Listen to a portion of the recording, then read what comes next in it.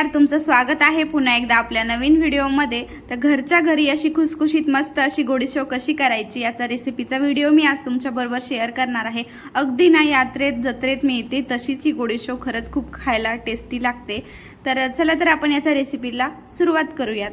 तर video continue शेवटपर्यंत नक्की बघा आणि चॅनलवर जर नवे असले तर चॅनलला लाईक शेअर सबस्क्राइब नक्की करा।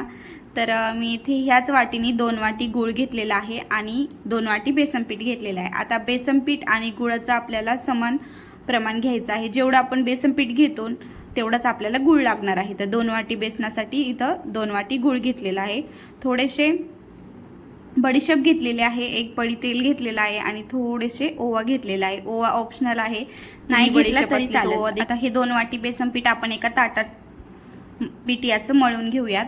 तर या बेसन पिठामध्ये ना मी 2 चमचे तेल घातलेलं आहे। तुम्ही मोठ्या पळीच्या अंदाजाने एक पळी देखील घेऊ शकता आणि चिमूटभर मीठ, कारण गोडाचा कोणताही पदार्थ बनवायचा असला त्यात मीठ टाकले की त्याची चव अजून वाढते। तर इथे मी एक मोठी पळी तेल घेतलेलं आहे, तसंच चमच्याने तर हे 2 चमचे आहे आणि हे तेल ना या पिठाला आता मिक्स करून घ्यायचं। तर आता मी हे तेल टाकून घेते पिठामध्ये।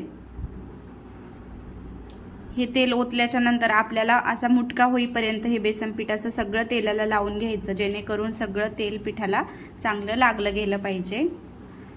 आणि जर तुमच्या पिठाचं जर असं मुटका होत नसेल तर तुम्ही अजून त्याच्यात थोडंसं तेल ॲड करू शकता, पण एवढं 2 वाटी बेसन पिठासाठी 2 चमचे तेल पुरेसं आहे। आणि पळीच्या अंदाजाने माझी पळी थोडीशी मोठी आहे तर मग 1 पळी तेल घेतलेलं आहे मी। आणि आता हे सगळं असं हातांना मिक्स करून घ्यायचं, कारण हे तेल पिठाला सगळीकडे लागलं गेलं पाहिजे।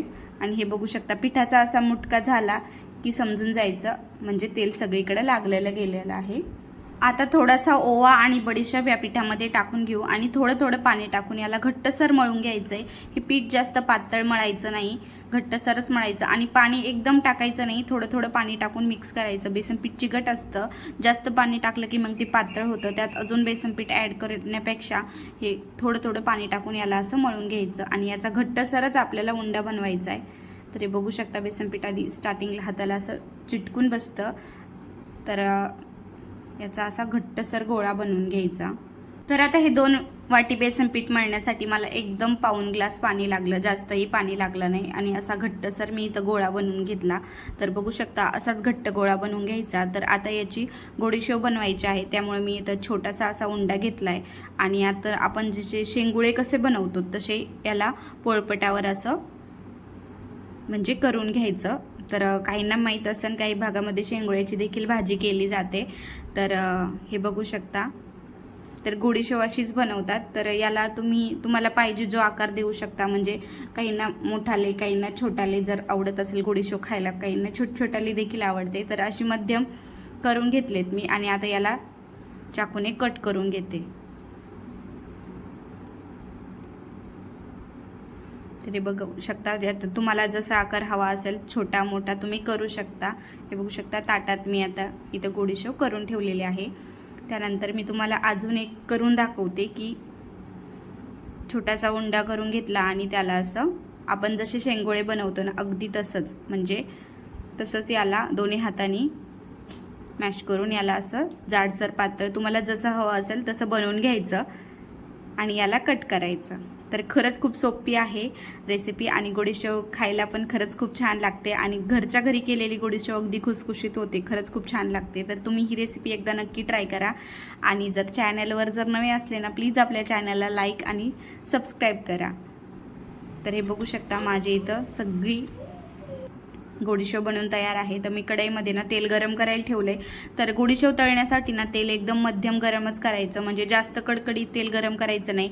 आणि गोडीशेव तेलामध्ये टाकल्याच्या नंतर एकदम म्हणजे मंद आचेवर कमी गॅसवर आपल्याला गोडीशेव तळून घ्यायची, कारण ती जाड असते, आतमधून पण पूर्ण तळली गेली पाहिजे। त्यामुळं कमी गॅसवरच हिला मध्यम कमी गॅसवर तुम्ही तळून घेऊ शकता, जास्त फुल गॅसवर तळायचं नाही, कारण मग ती बाहेरून तळली जाते आणि आतमध्ये कच्ची राहते। तर त्यामुळं हे बघू शकता मी इथं गोडीशेव आता तळून घेते तेलामध्ये। आता कमी गॅसवर गोडीशेव तळल्याच्या नंतर थोडासा टाइम लागतो, पण आतमधून देखील गोडीशेव छानपैकी तळली जाते. तर हे बघू शकता, असा थोडासा सोनेरी कलर यायला लागला आणि याला छान असे पदर सुटायला लागले की त्यानंतर आपल्याला गोडीशेव काढून घ्यायची. आता बघू शकता तुम्ही बिफोर आणि आफ्टर गोडीशेवचा कलर असा झाला की गोडीशेव आपल्याला काढून घ्यायची. बघू शकता असा आवाज आला की समजून जायचं गोडीशेव छानपैकी तळली जाते, कारण चांगले तळल्याच्या नंतर अशी पिठाळ देखील राहत नाही, मस्त आतमधून खुसखुशीत होते. तर आता इथं गोडीशेव सगळी तळून झालेली आहे. तर आता पाकाची तयारी करून घेऊयात. तर पाक बनवण्यासाठी ना मी इथं 2 वाटी बेसनसाठी 2 वाटी गूळ घेतलेला होता, तो आधी कढईमध्ये टाकून घेते आणि गूळ पाण्यात बुडवल इतपत आपल्याला पाणी वापरायचे. आता 2 वाटी गुळासाठी मी अर्धा ग्लास पाण्याचा वापर करत आहे. तर याला आपण मिक्स करून घ्यायचं आणि आता याला उकळी काढून घ्यायची, जेणेकरून आपला गुळवणी बनवण आणि एकदम असा घट्ट पाक बनवायचा याचा. म्हणजे मी तुम्हाला शेवटी दाखवते की आपल्याला कसा पाक हवा आहे, प्लेटमध्ये चेक करून तर दाखवून की कसा पाक हवा आहे. पण याला मिक्स करत राहायचं की जेणेकरून गूळ पण खाली लागला गेला नाही पाहिजे, याला सतत असं हलवत राहायचं. तर हे बघू शकता आता गूळ पूर्ण विरघळला आहे आणि याला छान अशी उकळी पण आली आहे. तर याला आता थोड्या वेळ पाक होऊन द्यायचा, कारण पाक व्हायला 10 ते 15 मिनटं लागतात आणि याच्यात ना थोडासा फूड कलर टाकून घ्यायचा. आता गोडीशेव ही लाल रंगाची असते, त्यामुळे मग मी इथे लाल कलरचा फूड कलरचा वापर करते. तर तो यात टाकून घेते आणि याला मिक्स करून घेते. तर जेव्हा अशी पाकाला उकळी येते ना त्यावेळेस पाक असा सतत हलवत राहायचा, कारण ह्या स्टेजला ना गूळ खाली चिकटत असतो.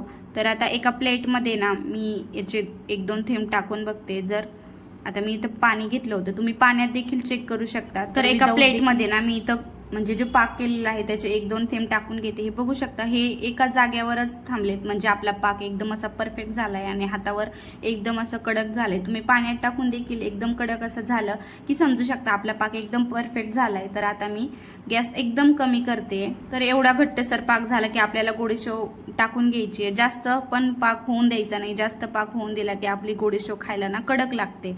तर इतपत एवढा पाक ठीक आहे, मापात परफेक्ट लागतो आणि एकदम खुसखुशीत होते गोडीशेव. तर मी आता ही गोडीशेव टाकून दिली आणि आता याला मिक्स करून घेते, कारण मिक्स केल्याच्या नंतर सगळा पाक असा गोडीशेवला लागला जातो. आणि गॅस देखील अजून चालूच आहे, कारण गोडीशेव टाकल्याच्या नंतर पाक लगेच घट्ट होईल, त्यामुळे मग मी थोडा वेळ चालू ठेवला आहे, जेणेकरून सगळ्या गोडीशेवला हा पाक मिक्स झाल्याच्या नंतर मग मी गॅस बंद करणार आहे. तोपर्यंत तर चालूच आहे माझा गॅस आत्ता. हे बघू शकता एकदम असं सगळीकडं असा गोडीशेवचा हा पाक गुळाचा गोडीशेवला लागला गेला पाहिजे. आणि तुम्ही ही रेसिपी नक्की ट्राय करा, कारण खरंच गोडीशेव खायला खरंच खूप छान लागते. तर हे बघू शकता मी आता सगळीकडे मिक्स करून घेतले. मिक्स केल्याच्या नंतर गॅस मी बंद केला आणि याला 10 ते 15 मिनटं असं सोडून दिलं. हे बघू शकता म्हणजे एकदम असं सगळीकडे पाक व्यवस्थित लागला गेला आहे आणि मस्त अशी खुसखुशीत तिथं गोडीशेव तयार झालेली आहे. आणि ही घरी केलेली गोडीशेवची चव ना काहीतरी वेगळीच असते, म्हणजे खरंच खूप छान लागते खायला. तर हे बघू शकता मी इथं ताटात काढून दाखवते तुम्हाला की गोडीशेव कशी झाली आहे आणि तोडून पण दाखवते. हे बघू शकता किती खुसखुशीत झाली आणि आतमध्ये सगळीकडे तळली गेलेली आहे. तर तुम्हाला जर हा रेसिपीचा व्हिडिओ आवडला असेल तर तुम्ही नक्की ट्राय करा आणि चॅनलवर जर नवे असले तर प्लीज आपल्या यूट्यूब चॅनलला सबस्क्राईब नक्की करा, लाईक करा. तर भेटूया आपण पुढल्या नवीन रेसिपीमध्ये. तोपर्यंत बाय. तुम्ही देखील अशी मस्त छान छान रेसिपी ट्राय करून घरी खाऊ शकता.